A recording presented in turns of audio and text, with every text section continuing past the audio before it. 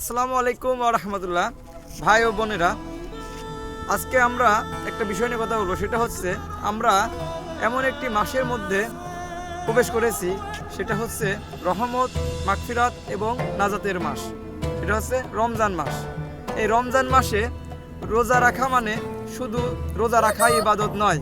রমজানের আসল উদ্দেশ্য শুধু না খেয়ে থাকা নয়, এর উদ্দেশ্য হলো তাকওয়া অর্জন করা। তাকওয়া মানে আল্লাহকে ভয় করা, গুনাহ থেকে বেঁচে থাকা এবং প্রতিটা কাজে আল্লাহর সন্তুষ্টি খোঁজা।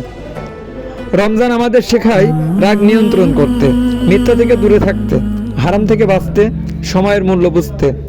আমরা যদি রোজা রেখে গীবত করি, মিথ্যা বলি, প্রতারণা করি, তাহলে রোজার আসল উদ্দেশ্য পূরণ হয় না। রমজান শুধু ব্যক্তিগত ইবাদত নয়, এটা পারিবারিক পরিবর্তনের মাস। পরিবার নিয়ে একসাথে কোরআন পড়া, একসাথে ইফতার করা, বাচ্চাদের রোজার শিক্ষা দেওয়া, এই ছোট ছোট কাজগুলো ঘরে বরকত নিয়ে আসে। ভাই ও বোনেরা, হয়তো আমরা জানি না এটাই আমাদের জীবনের শেষ রমজান কিনা, তাই এই রমজানকে হালকাভাবে নেব না। গুনাহ থেকে তওবা করি, নামাজ ঠিক করি, কোরআনের সাথে সম্পর্ক করি। তো আসুন আমরা নিয়ত করি, এই রমজান মাসটা যেন আমাদের জন্য হয় টার্নিং পয়েন্ট। আল্লাহ যেন আমাদের সবাইকে সঠিক বুঝ দান করুন। আমিন।